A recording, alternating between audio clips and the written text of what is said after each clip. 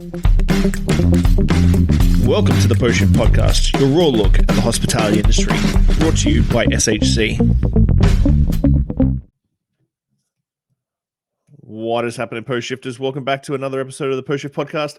I'm surprised I actually didn't already pull out of doing this already. I don't know.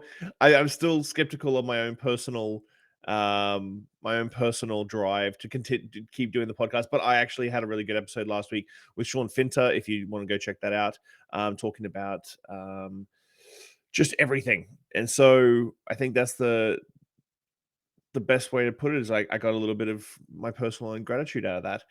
Today I've got Kevin Demers from Montreal. I always mispronounce his last name wrong. It's either Demers or Demers or which way I want to call it that day. He's one of my best friends, and I'm really looking forward to this episode. We're just talking in the green room about, if you've noticed on the live stream, it's called Kevin Demers Building an Empire.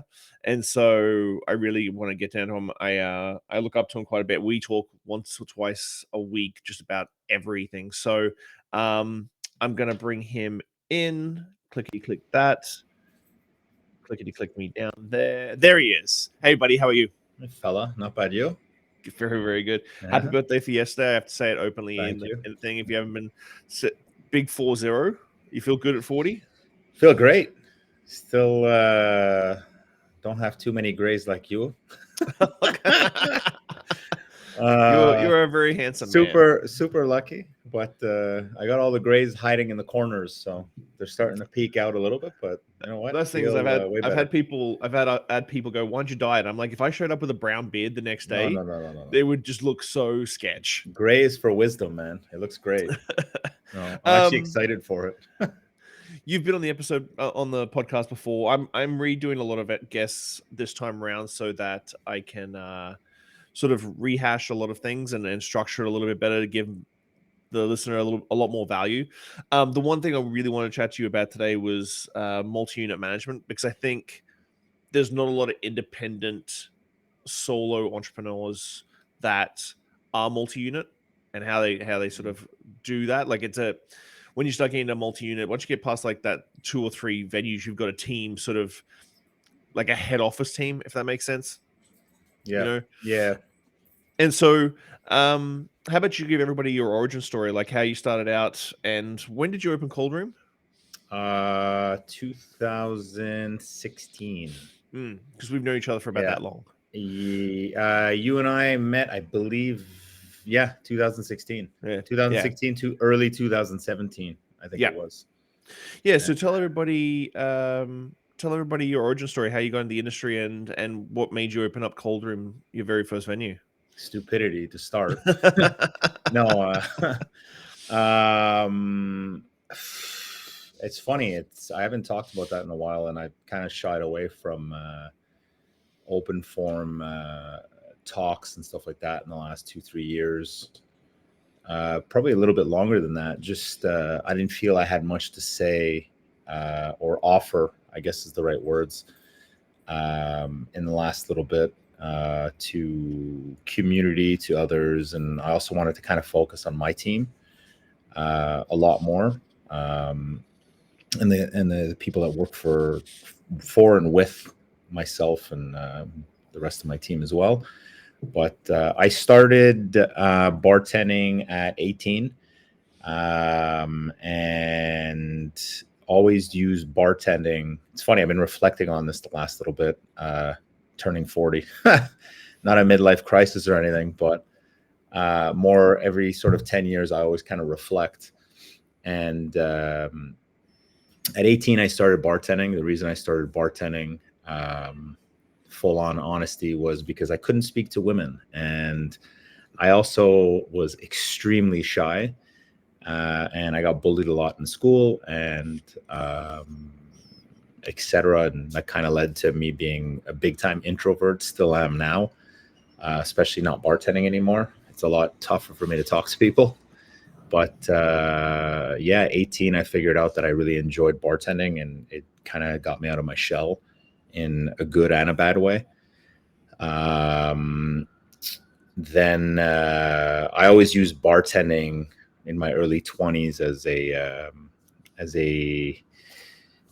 as a tool was kind of a side job, if you want, in order to develop myself personally and find and start building certain tools that I needed in my utility belt. And that's what I kind of realized what my 20s were. And then by my 30s, I opened my first business, my first brick and mortar business. I opened businesses along the way in my 20s, not knowing what I was doing, online stores, production company, things like that.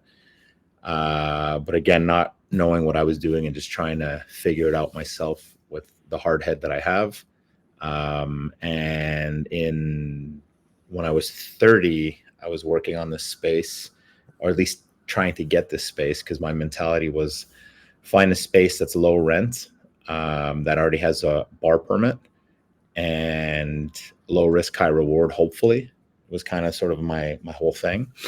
And I had an idea of what I wanted, and I was looking for about 2 years, and found this, what I call beautiful space, but in reality it was beautiful space for an absolute psycho.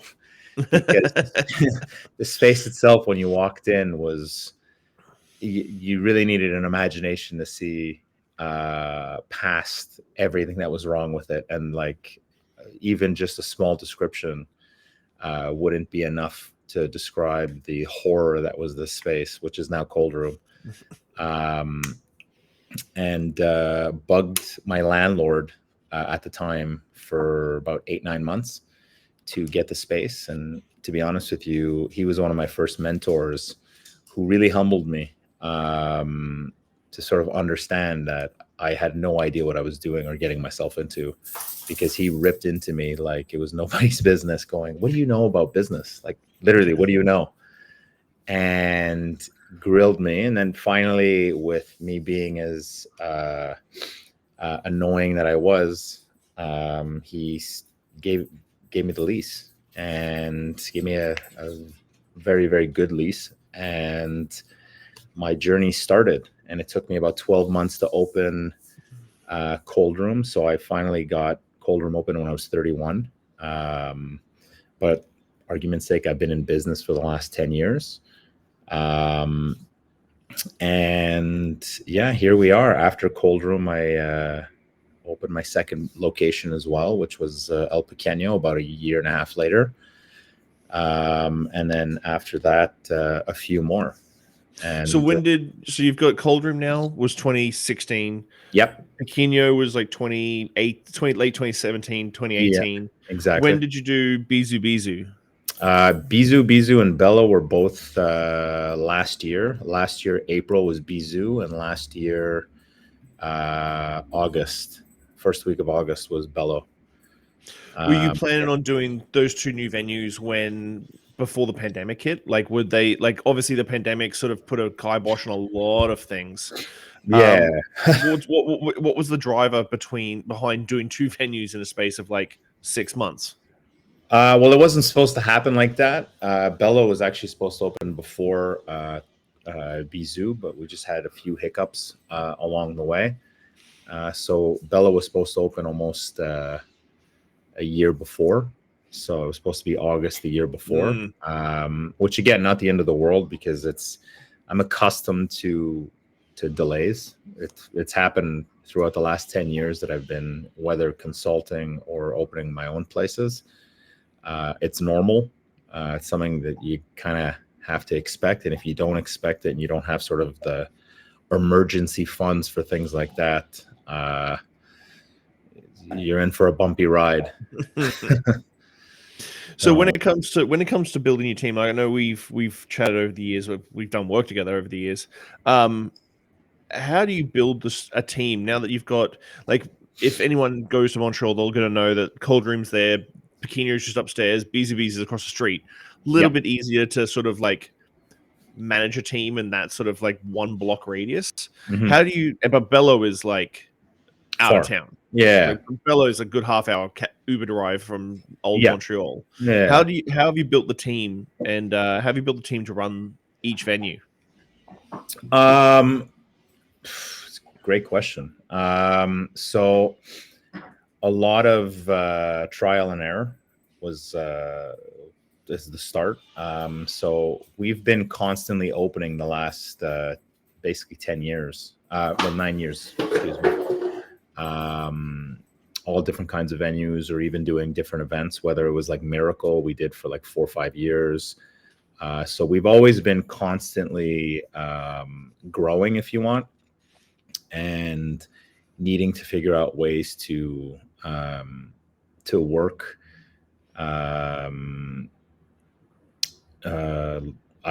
Multi-unit style, so it's like more than one space or more than one event. There's always something going on, always having an activity, whatever it may be, every month, always trying to get talked about.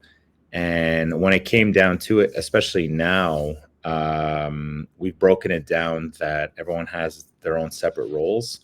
But I've always been very specific, and this kind of comes from Coldroom. When I opened it, I didn't want any space above what we have in terms of Coldroom space. So about 2,000 square feet is my maximum that I want in any space, for multiple reasons. One of those reasons is just the economy. I don't think the economy can sustain a space that's 10,000 square feet plus. That's just, again, this is just my opinion. And also my comfort level as well. I'm not comfortable, banking or trying to fill up a space that needs, 200 plus people in one sitting. That like stresses me out. I'd rather something a little bit tighter. So 2,000 square feet usually gives you about 50 to 75 people, depending obviously on your space and the way it's set up and what kind of prep space you need, etc. That way, your team is very tight and concise. Each venue has minimum one manager, depending on how busy the venue is. And it always depends in terms of a financial situation. Once it's making $1 million in revenue and gross, we can afford a second manager, and we'll have a second manager ready to roll. Those managers, how I split them is, and this is actually, again, something that I learned during opening Coldroom.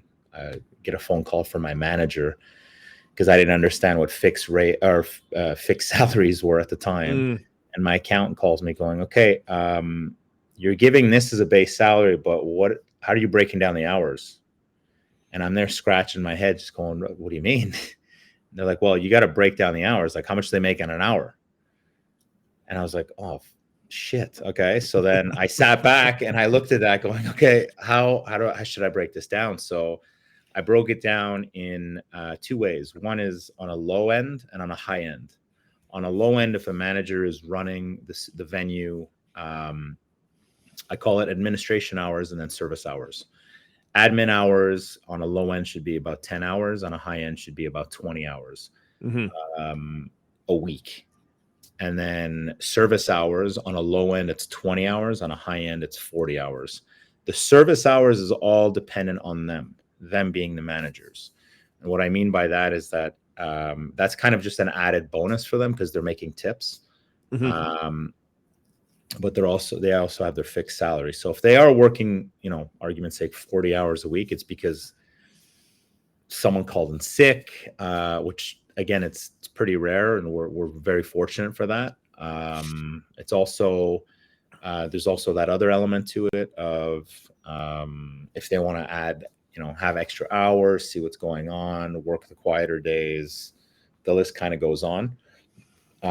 It's, again, very rare that happens. And then on the admin side, there's all kinds of things: inventory, scheduling, our weekly meetings, getting ready for events, things like that, receiving orders, categorizing everything, all that jazz. R&D, if there is any, which is always sort of dependent. But that's kind of how I run just the management teams per venue. Then after that, there's the upper managers. So presently we have myself and my partner at Bizu Bizu, Rob Weeks, who's my director of operations. So he's basically my right hand and also taking care of all the operation side of things, but also the small details of like the HR stuff. And I think in the last year, both him and I have learned quite a bit on that. Yeah, HR, especially in this modern day, is very, very different. Yeah. with now you having 4 venues, you've got Coldroom. How would you describe Coldroom? Like classic speakeasy style? So every space, and this kind of sort of grew into to sort of how we run and operate venues, but every space has a focus on a certain spirit or spirits, plural. And then we build the concept out of that. Originally, Coldroom wasn't that. It was just a natural sort of speakeasy cocktail bar. And it's developed a lot more now into speakeasy cocktail bar that has a heavy focus on whiskey. Okay. And we have a very nice curated list. And that's actually, funny enough, something Rob started taking care of when he was just managing Coldroom at the time. It was something that he thought we needed. And again, when it comes to multi-venue spaces, I'm an advocate for collaborating with anyone that you're working with. You have your box that you have to stay in terms of what your concept is. But if someone wants to bring something to the table, they have to present it. And if they present it, they got to run with it. If obviously it's accepted amongst the group. Obviously I make the final decision, but this is a team thing, because the space needs to morph with the time as well. So, well, that being said, how do you, with 4 venues, how do you, and just for everybody listening, so El Pequeño is rum, Cuban, Bizu Bizu is fortified wines and Amaros. Yeah. Fortified wines with a heavy focus on Amaro and sherry as well, and vermouth. So yeah. And then Bello is classic Italian, Campari, bitter, Negroni machine. Vermouths and Amaros, but we're kind of pushing away a little bit towards the vermouth and just sticking with the Amaros. So when you're doing that, how do you maintain consistency on a personal level? Obviously, you and I both don't bartend as much as we used to, or at all, or completely not at all. How do you control consistency between the venues? Because a lot of people, when they just start doing multi-unit, 9 times out of 10, the multi-unit sort of facets are the same concept, just plug and play, cookie cutter sort of thing. Which is my biggest mistake. I should have just done that. Just open 15 El Pequeños. That's it. Exactly. How do you control consistency between venues, especially with the different concepts? It's ridiculously hard. To start, you have to be again open to working with every single person on your roster, on your team.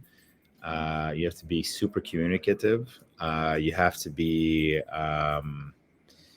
light on your feet a little bit when it comes down to little adaptations and stuff like that. And again, I'll revert back to at the beginning with Coldroom, we had the biggest problem that we ended up having right away was the creative cocktail button on a POS. And that at one point was like 55% of our sales were the creative cocktail button, when we have a menu and it's already like, this is what it is. Yeah. So I had to kind of backtrack a little bit and realize that I'm working with, people that don't understand business, and that's okay. And, again, I'm still learning business as much as the next person is. And you got to kind of educate them a little bit on the business of bar, or the business of restaurant, or the business of hospitality in itself. And if you can get them to understand a little bit that, what you're actually getting out of a drink at the end of the day, or out of a plate of food, or whatever it might be, like, it's not a lot. So like, help me help you in the situation, and like, let's work together, and let's not work against one another. I'm not here as a, again, I don't like to title myself as like the boss and all that stuff, but in this situation, as the boss, I'm not here to be against you. I'm not here to take from you. I'm here to grow with you. And I'm here to build your brand personally. I'm here to collaborate and work with brands like Campari, like any other alcohol spirit brand. and I'm here to develop the brand of the business, whatever that may be. And all of us have to be aligned to move forward and to grow. Well, And I always say to my team that I'm a democratic leader until I don't want to be anymore. Because there's sometimes you open it to the team, you let them have their voice, you let them make decisions as a group. But there's sometimes I'm just like, no, this is the way we're going to do it. Like, foot's down. Like, you need, like, no matter what, you need, someone has to make a decision at one point. If not, it gets too complicated and it's too much of a headache. And again, it's circling 40 now, or passing 40 as of yesterday. I'm very much one that, I don't have time for bullshit. So it's just, okay, make a choice. Let's stick with it. Let's move on. And listen, at the end of the day, back to your question is, you're going to make mistakes no matter what. Like, and for you to think that you're not going to come out of this, without a scar, without a mistake on your, on your body or on your soul, you're a fool, because business, especially the business of bar and restaurants, is loaded with mistakes. So consistency as a whole is training to start off with right away, right out of the gate, setting certain standards amongst the team, amongst the from the top down, from me all the way down to the first person starting with us, like the newest employee or the newest staff member. And if everyone can be consistent at that point and having a common goal, like, we're going to get there, whatever that may be, whatever that goal is, and whatever we're trying to achieve collectively. On a personal level, like, I think as we get older, we tend to like not rest on our laurels, but we don't evolve personally. Like, you're just talking about training from the top down. Like, what do you do on a personal level to keep making sure that the stuff you're doing is the right thing, and train your personal self, your brain, to continue to evolve as well, instead of just sort of like thinking that the way you do things is the right way straight away? Well, I started, if you're talking personal, I started with, and this is honestly the last, I'm going to say, because of COVID, it's kind of put a lot of things in perspective for me. I really enjoy what I do. Like, I like the business of hospitality. Always have. I've been doing this for 22 years now. But as an owner and a boss, we're circling 10 years, and I'm still trying to get the rhythm of that. But I've done a lot of reading. I've done a lot of asking questions. At the beginning with Coldroom, my first thing was, going to my accountant and just harassing them, going to the bank and harassing them, asking every question you can think, nonstop, just being a sponge, soaking it all in. Lawyers, wasting money. Well, I say wasting, but asking those right questions. When it comes to lawyers, it's not wasting money. It's not wasting money. It's a little bit of like, oh, that per hour spend, just that big swallow. I learned one of my favorite quotes from a lawyer, after I was giving him a pretty hefty check. He looked at me and started laughing. He goes, "Education ain't free, man." And I was just like, fuck. I get it now. Eh? He goes, "Even if you didn't go to school, you're still going to pay for education." I go, Jesus. So with the opening new venues, and we talked about Bello before, how do you adapt to market differences? Because obviously the first three places in the same, old Montreal, you know exactly what sort of clientele you're going to have, what sort of rhythm of guests are going to come through, summertime, winter time, all that sort of stuff. I know Montreal is notorious for roadworks, and I know that that the strip that Pequeno was on was ripped up for months and months and months. But when you opened up Bello, what was the change for you when it came to like knowing your customer base, knowing what days were going to be busy, knowing like how did you adapt to that? We're still figuring it out. One of my biggest, so I've had two big failures in the last 10 years. the beer store that we opened during COVID, and Parliament were two of our biggest failures.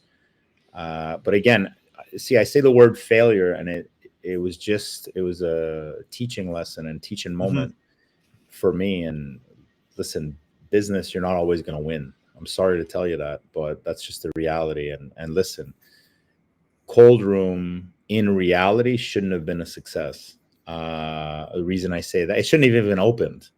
Because those 12 months that I was trying to get it open, every hurdle you can think of, I went through. I didn't jump over it. I went through it because there's just no choice.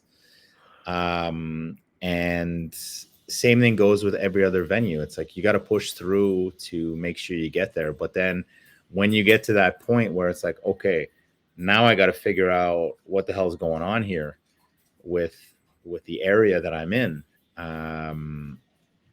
For me, Little Italy was a very scary thing because every single person, even today, says the exact same thing. Oh man, it's a scary area. Oh man, are you sure? It's a tough area. It's really hard to last. And yeah, that's fine. But again, you also got to remember that, circling back to Coldroom, every single person I know or I don't speak to anymore because they're just super negative or whatever it is, all told me the exact same thing. It's in 10 years, it hasn't changed. Oh my God, it's super hard. Why are you doing that? You shouldn't be doing that. Oh, it's stupid. Why are you doing that? Always negative. There's no positive behind it. So it's trial and error. And the way you got to work with that is try things. And it's all trial and error. And Bello, that's where we're kind of at right now. It's what works, what doesn't. What are we realizing? Analyze every little thing. Analyze the way clients are coming in, what time they're coming in, their interests. When is it really quiet in the area? Should we even be open? Should we be pushing it nonstop? And we're almost at that point now where we know what we need. We know what we want. We know we can't just be obviously just a cocktail bar with limited food. We need a bit more than that. So it needs to be elevated food. That's also a global thing though, personally. And that's not just an area thing now. I don't think, and this is just my opinion, cocktail bars are having a really difficult time these days, just being a cocktail bar. And for good reason. In Montreal, if we're just talking about the city, every high-end fine dining restaurant now has a pretty solid cocktail program. I say pretty solid, but you can't compare it to like a cocktail bar. But again, the average Joe and Jane doesn't know any better, to be honest. And yeah, I'm talking to some pub owners. And they've mentioned that like their food sales have gone from like 30% to 50%. So it's like food sales have crawled up. Whether or not the top line revenue has dropped, but like people are drinking less. Like yeah, people are drinking a lot less. I've seen 37% growth on non-alcoholic beverages in the last year. It's been absolutely mental. So why is Little Italy so difficult to open in? It's a good question. I still don't have that answer. Also, people just tell you it's going to be tough, but it's the same and then thing. Don't give you a reason for it. It's the same. But I'll be honest with you, and this is in the areas like I'm giving flowers here to the Little Italy area. When we got in there, I was so accustomed to everyone ragging on us in terms of our neighbors that I'm like, oh, it's going to be a pain in the ass opening here.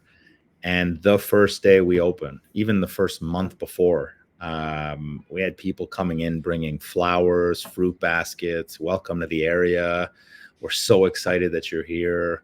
Nice. Like it's a very community driven area, which is really cool. And we're also not stepping on anyone's toes, which is also something that's important, because when I walk into an area, I try to make sure that, not that we're not competing against anybody, but we're just not the same as everybody. Like, again, Little Italy, you already know kind of what you're going to walk into, right? It's just like Chinatown, just like Little Portugal, all those areas. It's like you kind of know what you're going to get. So we kind of went obviously a different direction with it being an Italian style cocktail bar that has specifically now has some really high level food program, which is really fun. So nice.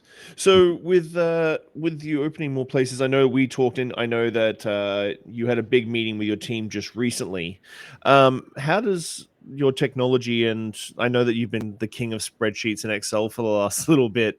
How is technology and systems like folded in so that you can give all your managers a snapshot, well, all your staff, because I know that we talked and you said that the whole staff sat down and sort of like you were like, this is what we're doing, this is all the numbers, here's all the figures. How do you do that so that what do you use to put across the information you need through using new technology? Because again, I'm easy. I run Clives and I have a WhatsApp conversation with my team. They know exactly what we're doing. Yeah. How do you start doing it with what have you done so special for the all 4 venues? In terms of that meeting that we're talking about? Well, you've sent me the spreadsheet, and I was really impressed with, like, you break down every cocktail, you break down all your sales, and so your managers get a snapshot every morning. What sort of, are you just using Excel? Right now, yeah, because what we're trying to do, or well, the grand idea for me is coming out with an app that that has every detail that you could just look on. That's all automated, because that's the biggest problem right now is the time it takes to put these things together. And I value time quite a bit. And it's something that's important to me. And I also don't want to waste anyone's time as well. So I try to take that sort of blunt, just those hours for myself, and I do that and put that together. But it's also a waste of my time as well, where I can be doing a bit more in terms of like business development and stuff like that, or growing the whatever company that we're working on, etc. So but the main things that I look at now is I also look at other businesses, whatever they are, and see how they run things and try to incorporate it into the bar and restaurant world as well. So a lot of any app that makes sense to at least test it out, I'll do it, or I'll at least try it. So now we're trying Monday, and just for any kind of project management, because I'm realizing a lot of our management team now are taking on projects, or small projects and stuff like that. Just so if we can keep an eye on it, but also it gives us notifications and it gets automated somewhat, it's a little easier to keep track of things, and everyone can have their eye on it and their eye on the ball. And we're a tight management team anyway, like we're 6, I believe, total. And I like to make sure that they know what I'm doing, but also I know what they're doing at every step of the way, just so that we're always one accountable, but also on the same page every time. So that's 1. 2 is I also try to use apps or things of, if I die tomorrow, can someone take it over? And that's kind of my mentality with a lot of things. So just case in point, Canva has been such a great tool for people that don't understand Illustrator, don't understand InDesign and things like that. So it's like we build, or at least try to build, a lot of templates off of that, and try to make them. Illustrator's horrible. Canva's way better than Illustrator. Yeah, but that's the thing, right? So and if you're working with anybody that is just illiterate completely, let's say, argument's sake, I'm not there, one of the managers aren't there, and we need somebody to print a menu. If it's on Canva ready to go, all they have to do is change something to print it. Why not? Like it's that easy. So it's just finding the right tools that can work for everybody, but also being accountable, and at the same time knowing what everyone's doing at all times is kind of the most important thing. And if you can stay and be very, very rigid on those details amongst your team, especially the core team, you can actually get pretty far with things. When it comes to, let's chat money. When it comes to financial management, what sort of considerations do you take into budgets and top line revenue, bottom line revenue when it comes to multi units. Because when you start getting into those 2, 3, 4, 5 units, you can have one unit. It's like a deck, especially in hospitality, it's like a deck of cards, like a castle of cards. That one unit, one venue can, if it's not doing well, can bring down the whole entire. Oh yeah, I've been through that. So how do you manage that, and how do you balance costs while still like trying to figure out the next projects? I know you don't like to sit still very often, and I know that you are always looking for new venues and stuff. So how do you balance venues profitability and the cost of those venues? Because we can say every venue is profitable, but is it making as much? That's not true. But that's not true. That's so not true. how do you do that and then build more growth?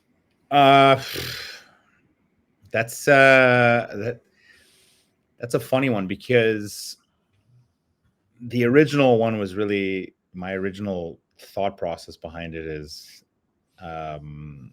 it's just nonstop open, reinvest. Now, after the 2 projects that didn't go the way we wanted them to, again, going back to what I learned from those things, Parliament specifically, and I won't get too deep into details because it'll be a never-ending story. But one of the things that I learned on that was that when it comes to when you get into a failing business, it's not even just a failing business, but when you get to any business, you got to try to keep your heart out of it, because the passion part of it, especially if it's like I'll use Coldroom as the perfect example. Coldroom is, I put my heart and soul into that space, and I left everything on the table for that space. And if it came down to having to keep it open or closing it because of it's not profiting or whatever it is, I'm at a point now in my life where I actually understand what that means. And it's not even in my life, but in business, that it's like, we got to either change the concept, pull the plug, or move on. Which one is it? And I'm comfortable with those things now. And it's like, you got to really leave emotion at the door. That's like number one baseline. If you don't leave emotion at the door, you can get in a lot of trouble financially. You can get a lot of trouble mentally, etc. So that's one. After that, then you get into the finance stuff. What's the lowest you want to get to in terms of cash flow? Like if you're at nothing, then and you're living paycheck to paycheck for the business, it's not a fun place to be. Like it's very stressful. Not a lot of people can deal with that stress. Physically, I've fallen apart a few times, and you know this because you and I have spoken quite a bit. And when you're in that situation where you're like, I don't know if I can pay my employees tomorrow, it's really not a fun feeling. It's very difficult to deal with. So you need to know what your stress level is and what you can deal with, because those conversations to tell somebody you can't pay them, they're not fun.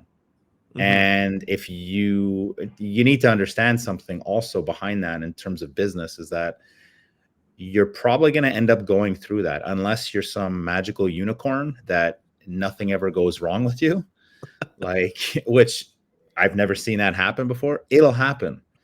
And, that's business at the end of the day. And you can't look at it as just, it's a bar or a restaurant. It's business, period. End of story.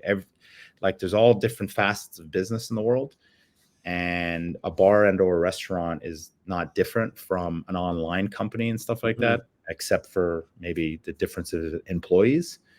But you just need to know some thresholds that you can deal with, because it's a lot. And, same thing goes with like a loan. If you go to the bank and get a loan, what's your threshold? Like, are you able to deal with a loan and like getting a late payment slip and having to call somebody and deal with that? Like, I've went through the bankruptcy process, and I didn't know what that entails when you go bankrupt. and Oh, a it lot of people, sucks. oh It God, sucks. have you, one of the things that I learned from it, is sitting down and having to wait with your trustee, the person who is taking control of the business now, before it goes bankrupt or during the bankruptcy process. And you have to sit there with the trustee while every single person your business owes money to comes in to speak to you about it. The humiliation you go through while, especially waiting for somebody to show up, just going, oh my God, oh my Yeah. God. It is the worst feeling ever, because I'm not somebody who doesn't want to pay people. It's like, if I'm in that situation, it's because I'm really in that situation. Mm-hmm. Like, I will give my last dollar to pay. And again, you speak to any accountant, you speak to any lawyer, they're going to tell you you're an idiot for saying something like that, but that's who I am as a person. Mm-hmm. I don't want to be known as the guy who doesn't pay. Yeah. Like, that's because then it's like you're losing your word. And for me, your word and your name is everything. And if you lose that, it's If you good want to luck. see anyone leave a motion at the door, sit down with the trustee. Oh my God, it's insane. It's insane. They got no feelings. Yeah, no feelings No whatsoever. feelings. They're there to gut you like a fish, Yeah, and yeah. and just take you apart. That's it. How do you do? I know that Rob and I have hung out and had great times here in Victoria. How do you build your leadership and your culture across your group, knowing that like what you want, your mission statement, your mantras, your sort of ideologies can filter through your management team and then into your staff, and not sort of get screwed up with telephone on the way through, where it's like someone takes 20% of what you do and then gets cut down to 5. Then by the time it gets to the dishwasher at one venue, it's down to like 0.05% of your ideologies. How do you keep those ideologies thing? Because I think the hard thing in hospitality is that we just assume, and again, you were saying about business and how there's businesses in all facets in every industry that can behave just like a bar and restaurant. How do you do that with that sort of ideology? Because a lot of times restaurant owners don't put their ideologies down on paper. It's more of a intangible expectation. How do you make sure that those ideologies flow through your whole group? Well, to start with, it's hiring the right people, finding the right team. That's like number one. And that took years to deal with and to figure out. I always went, when it comes to people, I always went based on my gut, like gut feeling. I also wanted people who had kind of the same understanding that I did, which is they want to learn, they're curious, they want to see, they want to grow within the industry. That was something that was super important to me. And they just want to learn, constantly learning. The second thing is that I don't try to put them in a box too much where they can't be themselves. Because again, effort is a reflection of leadership, and that's something that's super important. And if your team is negative and down and upset and stuff like that, there's a problem, the step above, and whatever that problem may be, depending on what your company structure is. If that's the management team above that, then okay, what's wrong with the management team? Why are they not in a good place? And then above the management team, the upper management team, and then above that, ownership and stuff like that. So if all the way at the top, if you're not happy, and then that starts trickling down, it doesn't stop. Now, when you're voicing your opinion on something, you also have to give them the power to kind of make a decision as well, and let them lead whatever that may be. So, we put certain goals in every month or every quarter. Now we've kind of stretched it out a little bit more to every quarter, instead of being every month, because I find that just a little too tight. So we go per quarter now, and we have small goals. Bring in 2 events, come up with let's say we want to bring in this month $10,000 in events. How are we going to reach that goal? Is it private events? Is it going business to business, saying come do an event with us, whatever it may be? Or is it just come up with a random event, or, you know, a la supper club that you have at Clive's kind of thing? So it's like, bring in extra money. How do we do that? How do we achieve that? And it's just getting them to think outside the box a little bit, instead of just putting them in a box. And I'm one to believe in, it's actually a friend of mine that he took a business seminar, and he came back with the word entrepreneur, which is a friend of mine, Jay Max from 132. And I started looking it up because I found it such an interesting word. And then I started really doing my homework on the difference between an entrepreneur and an entrepreneur. And that's kind of the people that I'm looking for now, are entrepreneurs, whether they're bartenders or managers. It's people that care about the business, people that want to grow within the business, people that don't want to have that risk that an entrepreneur takes, and that stress that an entrepreneur takes, like we were just talking about before. But have all the fun stuff that comes with entrepreneurship, which is the creative side, the building, the caring about a space, the security of a business, obviously, if it's doing well. All those details are super important to me. So it's looking for somebody who just cares about the business. And if you can find that, then you can grow with them. And if you can grow with them, you know, you can get them on your side of what you're trying to do. I'm not looking just for a manager. You know, a manager for me is a robot, especially the world we live in now. There's no, like, managers these days are very, what's the word I'm looking for here? Company people? And not necessarily necessarily robots. the good, They're like, like they want to stay in that, like, the box. Yeah. They're not thinking outside the box. They're just like, I come to work, I manage people, I make sure the place runs okay. Well, they do the four things. You know, it's managing people, but again, depending on if they're hiring or firing, which most of the time they're not, it's somebody else that does that. So you have a manager, you have you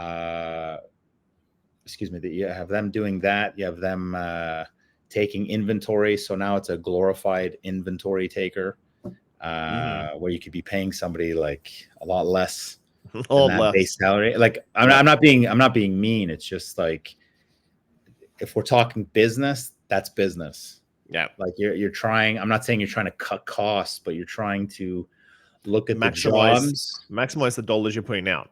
100%. But also, it's like, if it's a job that I'd rather, if I'm paying you, argument's sake, $35 an hour as a manager, if you're breaking it down hourly, I'd rather be investing that $35 into something more than just inventory. Like, that's just a waste of time.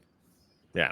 So that's always, with labor, it's always a kind of a weird thing in our industry, where for every dollar of advertising or marketing you spend, you want X amount of ROI. For every dollar you spend on food, you want this much back. And so with labor, I find sometimes it doesn't translate that. For every dollar of labor you spend, you want to get $3 to $4, $5, $6 back on that dollar. 100%. Higher per head spend, creative ideas, those sort of things you're talking about. Well, it's funny because another fun person that I love the quote he gave me, Richard Ryan from Drinksology. We had a great conversation just about annual meetings or annual follow-ups with staff, and the joke was annual follow-ups are always ends up into annual raises, because that's all people are kind of looking for. Yeah, which I understand, because again, it falls into the same problem of just people don't understand an independent business as much as they do a corporate job. You know, and my goal behind that is that if you're working with us, you're working with us because you want to learn the business side of hospitality. And one of the things that I appreciate with that is that trying to show people that, okay, you want to raise, I understand that, but these are the numbers, and it's an open book. And like, I'm very open with our numbers. I don't mind showing what they are, Because at the end of the day, even if the business is, argument's sake, profiting 20%, that's the business's money. That's not my money. It's not. I don't pocket that. It's the business that has that money, and it's the business's choice of what to do with that. Yes, I'm the one who makes the final decision, but I do that with the team. If we need something new to buy in terms of equipment or whatever that may be, that's what we do, and we grow from there. But if somebody comes and asks me for a raise, whatever that may be, it's okay. How are you going to bring in money, much more money, to justify that pay bump? Yeah, because it's like the business needs to make more money to pay you. Like that's how it works, and that's why it's important to let people know how business runs, which is really sad because it's something that should be taught in school, and just like the economics of things, but it's so over everyone's head, which is super sad because it's also falls into their personal life as well, where it's like most people I know don't know how to budget either, which is even crazier. So with you opening 2 venues in 1 year, which is still insane, by the way, what's your advice for someone who has they're in place right now and is like, you know what, I want to make them jump and do a second venue, whether it be the same concept, cookie cutter style, like the gazillion death and companies there are now. What's your advice for those people who want to make that leap from single unit to multi-venue sort of companies? Figure out how much time you take in a week personally. If you're a sole owner, if you're if you have a partnership, whatever it may be, how many hours are you guys actually putting in during your week for that one business right away? That's number one. Then multiply it by 2 if you're not systemized. Now, if you're systemized, how can you cut your hours down for any job that you have to do, whatever it might be? So again, option 1 behind that, and I'll just use that as an example. When we opened Coldroom, the biggest problem that we had was tips. Tips would take forever because we had a lot of cash coming in. So in Quebec, how it works with tips is that tips are they have to be declared fully. Oh, okay. Cash you can declare. I can't remember what it is. I think it's like 8 or 10% of it, but based off of like that's where it gets complicated. So we have to declare basically 100% of it. So most of the time, again, bartenders and waiters, I know quite a bit of them. I think on our team, we're actually like in a good place right now where we have 47 employees that everyone's doing their taxes, thank God. But in the past, we had people that didn't do their taxes for years.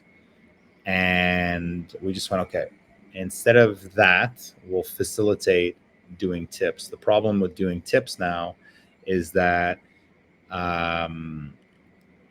it takes a long time because you gotta, if it's a point system, you gotta break everything down, and it's a lot of manpower and a lot of hours. So I ended up building a spreadsheet, and that's kind of where spreadsheets started for me. I ended up building a spreadsheet that takes care, that's basically a bi-weekly report. So it's like a 3-in-1.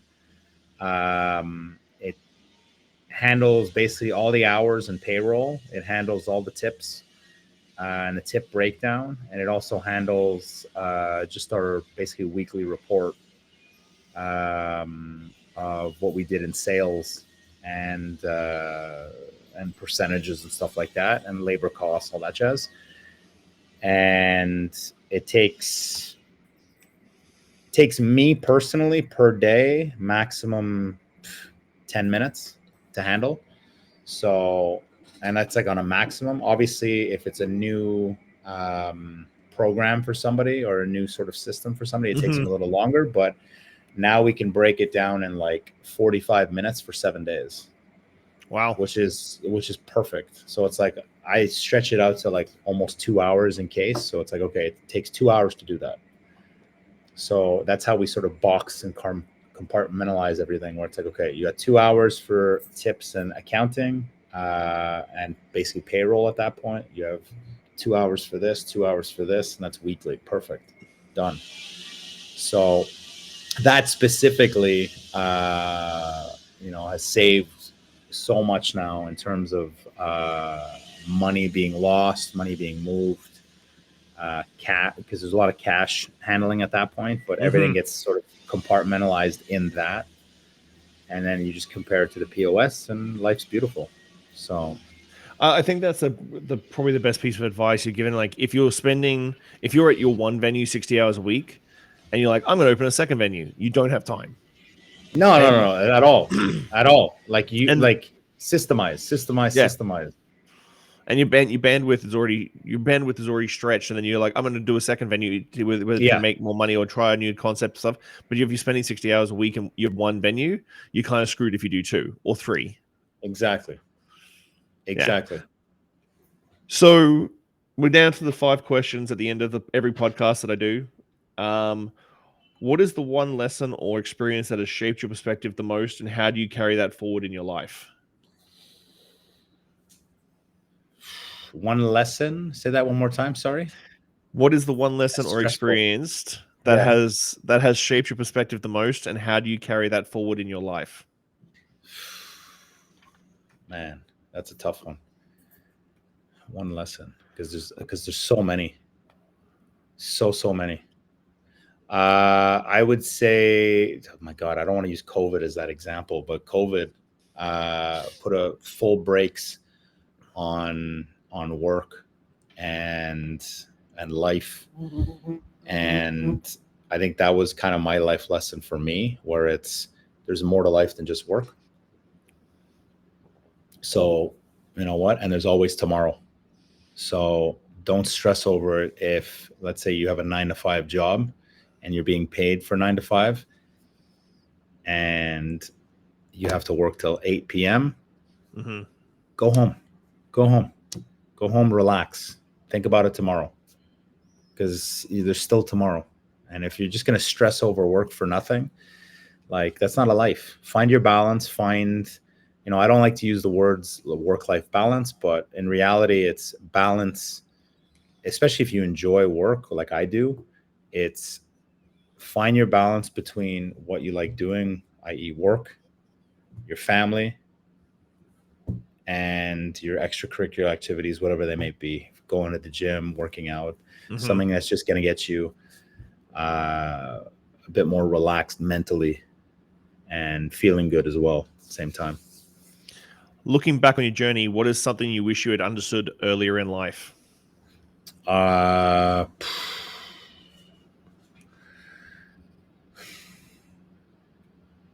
listen to anybody, which I still don't. I know. Don't listen to the negative. Why? Because 1 is either they're super jealous, 2 is envious, 3, they don't give a shit about you anyway. So who gives a shit? So move on with the negatives, and that's it. Like, just block it out. How do you define success, and has your definition of it changed over time? Definitely did. Not knocking on any awards or anything like that, but that right there. As soon as I achieved that, I, realized it's like, what the fuck? Okay, now what? And that's an award is not defining who you are at all. Award, excuse me, but award, I don't want to say is meaningless, but it's nice to be recognized, and it feels nice. But if that's the only reason you're doing this, then believe me when I say this, it's a waste. So it's really a waste of your life. You should be, focused on personal growth, experiences. You should be focused on seeing the world, making friends abroad, experiencing new things. That's, to me, is success. And being around just positivity, that to me is success. Positive people that see life the way you do. not moaning and bickering over stupidities. That's success for me, is just being in a good place. And that's it. And just enjoying life for what it is. What do you hope your legacy will be?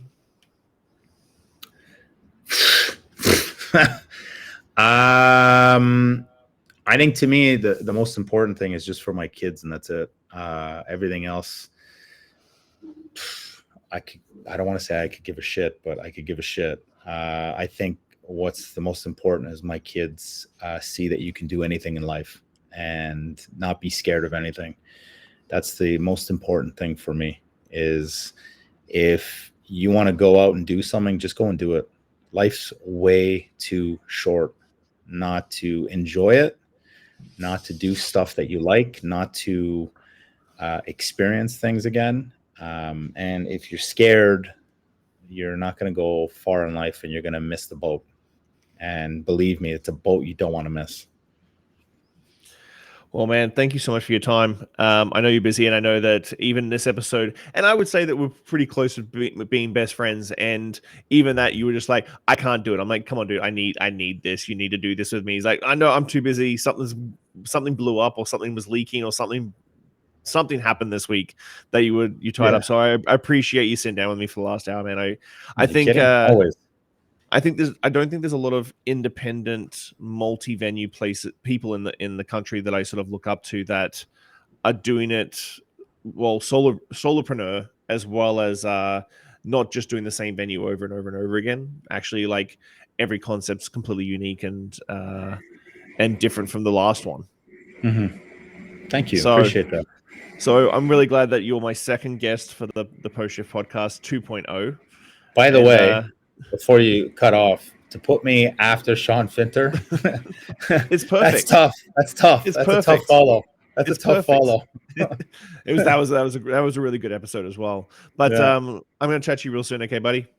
Yeah, buddy. Love you. I love you, man. Thank you. See you, bud. Bye. Bye. Thanks for listening, Pose Shifters. I hope you enjoyed that episode. I really enjoy sitting down with friends and peers and just chatting about the industry and getting down to the nuts and bolts of what's really going on out there. Make sure you like, subscribe, comment, everything on all the platforms. Just hit it up and I'll do my best to answer any queries or questions you have. I'll see you next week, guys. Bye.